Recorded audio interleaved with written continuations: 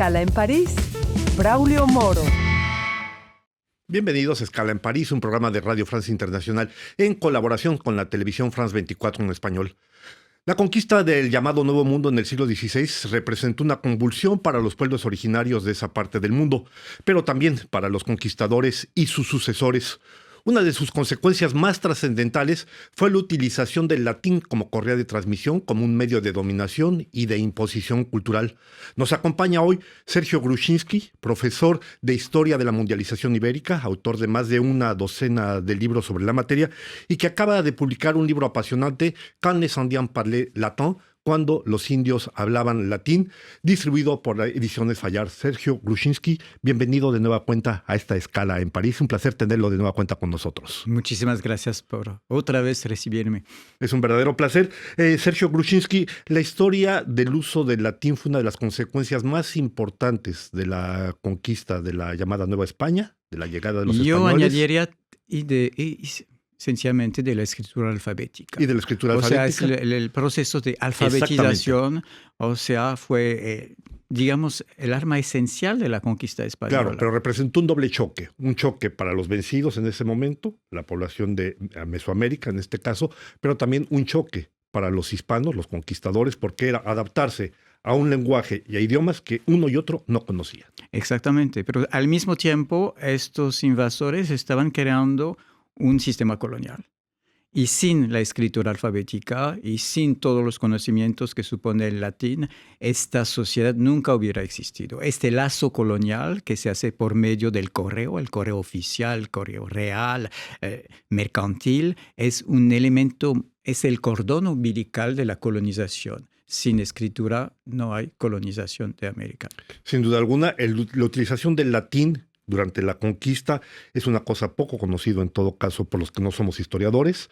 En cualquier caso, lo que sorprende es que en el momento en que cae Tenochtitlan, estamos hablando de agosto de 1521, inmediatamente se empieza a dar un proceso de evolución que va a crecer muy rápidamente, donde precisamente hubo diferencias, usted dice, en lo que fue el caso de Mesoamérica, de la Nueva España, México concretamente, con lo que había pasado en el extremo oriente o con la India. Usted dice, los españoles llegaron y se enfrentan a una situación donde el idioma, la lengua que se hablaba en aquel entonces, el náhuatl, no se escribía, no tenían una manera de comprenderlo eso.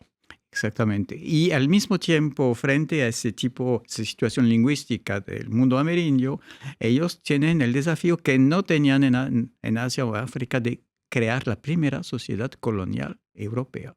Y para crear una sociedad colonial, usted necesita registrar la realidad, latín, escritura alfabética, y también formar administradores. Para administrar el mundo hispano del siglo XVI va de Florida hasta Patagonia. Se necesita gente, intermediarios. De ahí la necesidad de educar. Y el latín, la escritura y la educación. La educación es fundamental no tanto para civilizar a los pueblos, sino para formar élites indígenas capaces de servir de intermediarios entre los pocos colonizadores y las masas indígenas. Escribe usted en su libro, la colonización española encontró su arma más eficaz en el dúo compuesto por el escrito y el papel. Serían utilizados en permanencia. Desde el inicio, se acuerda que cuando un grupo de españoles encuentra a indios, los leen un texto que los indios no entienden. No comprenden, claro está. Pero la idea para estos españoles es que el texto no es únicamente una manera de hacer circular la información, es una manera de legitimar la colonización. O sea, todo tiene que quedar escrito. Es una obsesión ibérica que explica por qué nosotros historiadores tenemos tantos archivos y tantos papeles. O sea, la colonización de América es una acumulación gigantesca de papel y tenemos en Sevilla, en la Casa de Contratación, en el Archivo de Indias, un ejemplo magnífico de este acervo gigantesco de información escrita sobre el Nuevo Mundo.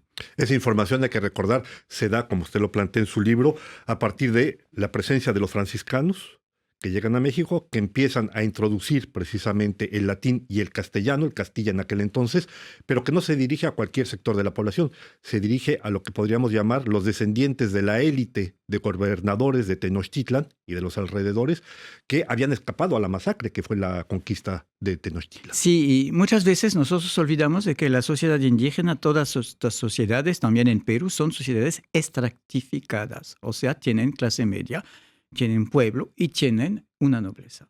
Y esta nobleza para los españoles es una nobleza como la nobleza española, o sea, tiene vocación, ¿no?, de ser los intermediarios. O sea, tienen que quedarse en el poder, pero para poder administrar una colonia de tipo europeo, usted tiene que conocer el derecho. Para conocer el derecho, usted tiene que conocer el latín. O sea, es un conjunto de condiciones que son muy interesantes para nosotros europeos, porque la primera vez que nosotros europeos creamos colonias fuera de Europa fue México, Nueva España, y no fueron los europeos, fueron los españoles, fueron los flamencos, también todo el mundo de Carlos V y de la Europa del Norte, porque lo que usted está describiendo supone que había proyecto educativo, proyecto de alfabetización, o sea, no desembarcan así sin saber nada, tienen ya alguna idea de lo que pueden hacer para colonizar, explotar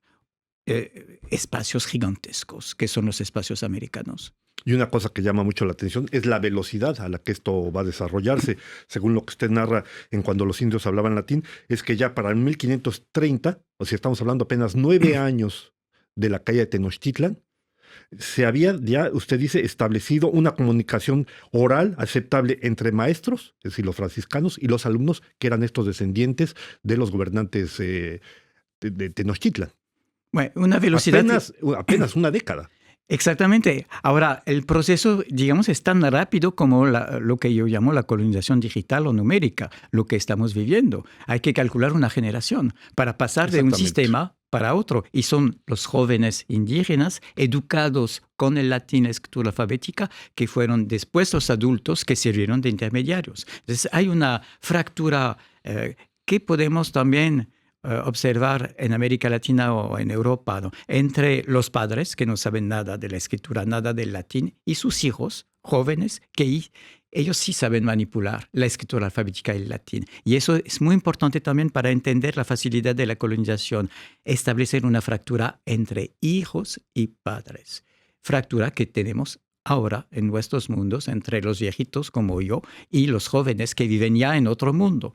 Ciertamente. Y como siempre, esto es, dijéramos, siempre hay un trasfondo de todo esto, y es, en ese mismo momento hay en Europa lo que se puede llamar una confrontación gigantesca entre la reforma y la contrarreforma, en este sentido. Eso es importante también tomarlo en cuenta, porque los efectos de la conquista sobre España juegan mucho en este terreno también. Sí, no podemos olvidar este trasfondo de la colonización. De cierta manera, la catolicización de América Latina es una manera de recuperar lo que se pierde en Europa, porque los protestantes, Luther, Calvin, están conquistando la mitad de Europa. Otra parte, para entender por qué esta importancia dada al latín, para los franciscanos, para los misioneros, los indios tenían que tener acceso a Dios.